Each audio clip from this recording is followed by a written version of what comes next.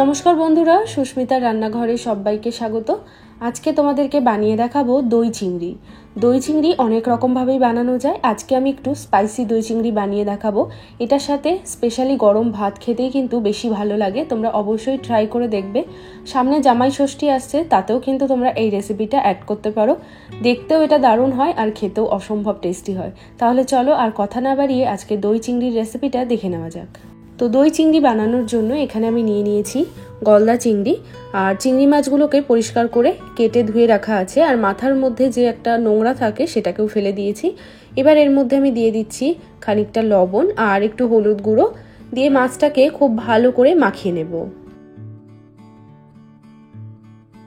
চিংড়ি মাছটাকে খুব ভালো করে মাখিয়ে নিলাম।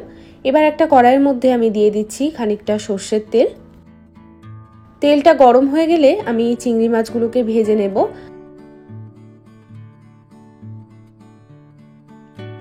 চিংড়ি মাছ ভাজতে খুব বেশি সময় লাগে না, বেশি ভাজলে চিংড়ি মাছটা একটু শক্ত হয়ে যায়, তো খুব বেশি ভাজার দরকার নেই। এরকম কালারটা চলে আসলেই কিন্তু যথেষ্ট। তো এখানে আমার চিংড়ি মাছ ভাজা হয়ে গেছে, আমি মাছগুলোকে তুলে নিচ্ছি। আর একইভাবে আমি সমস্ত চিংড়ি মাছগুলোকেই ভেজে নেব। তো সমস্ত চিংড়ি মাছ এখানে আমার ভাজা হয়ে গেছে।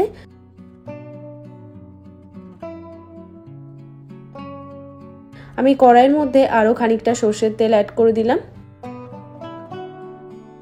তেলটা গরম হয়ে গেলে এবার এর মধ্যে দিয়ে দেব কিছু গোটা মশলা, যেমন নিয়েছি 3-4টে মতো শুকনো লঙ্কা, 2টো তেজপাতা, 3-4টে এলাচ, 2-3টে লবঙ্গ এবং একটা দারচিনির টুকরো। ফোড়নটা দিয়ে কয়েক সেকেন্ডের মতো একটু নাড়াচাড়া করে নেব। এবার এর মধ্যে আমি দিয়ে দিচ্ছি পেঁয়াজ কুচি। এখানে আমি নিয়েছি একটা বড় সাইজের পেঁয়াজ। পেঁয়াজ কুচিটা দিয়ে আমাদেরকে খুব ভালো করে ভেজে নিতে হবে, একদম গোল্ডেন ব্রাউন করে পেঁয়াজটাকে ভাজতে হবে। তো দেখো পেঁয়াজটা কিন্তু একদম গোল্ডেন ব্রাউন করে ভাজা হয়ে গেছে। পেঁয়াজটা যত ভালো ভাজা হবে গ্রেভির কালারটা কিন্তু ততই ভালো আসবে। এবার আমি এর মধ্যে দিয়ে দিচ্ছি একটা বড় সাইজের টমেটো কুচি, তার সাথে দিয়ে দেব স্বাদ মতো লবণ।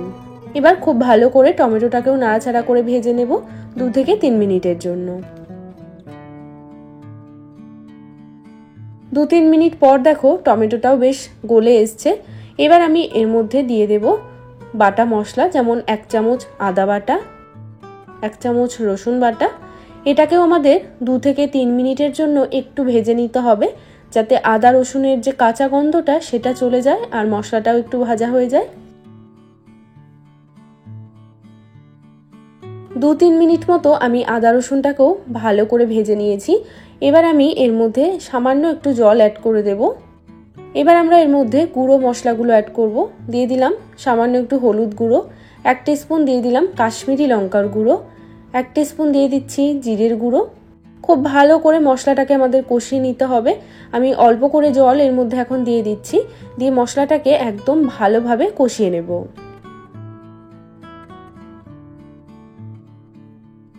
গ্যাসের ফ্লেমটা লো টু মিডিয়ামে রেখে মশলাটাকে খুব ভালোভাবে কষিয়ে নিয়েছি 4 থেকে 5 মিনিট মতো সময় নিয়ে। এখন দেখো মশলাটা ভালোভাবে কষে তেলটা কিন্তু ছাড়তে শুরু করে দিয়েছে। এখন আমি এর মধ্যে দিয়ে দিচ্ছি টক দই। আমি 1/2 কাপ পরিমাণে টক দই নিয়েছি। টক দইটা দিয়ে মশলার সাথে খুব ভালো করে মিশিয়ে নেব। খুব ভালো করে টক দইটাকে মিশিয়ে নেওয়ার পর গ্যাসের ফ্লেমটা একটু বাড়িয়ে দিয়ে টক দইটাকেও খুব ভালো করে কষিয়ে নেব, যাতে পুরো দইটা শুকিয়ে তেলটা আলাদা হয়ে যায়।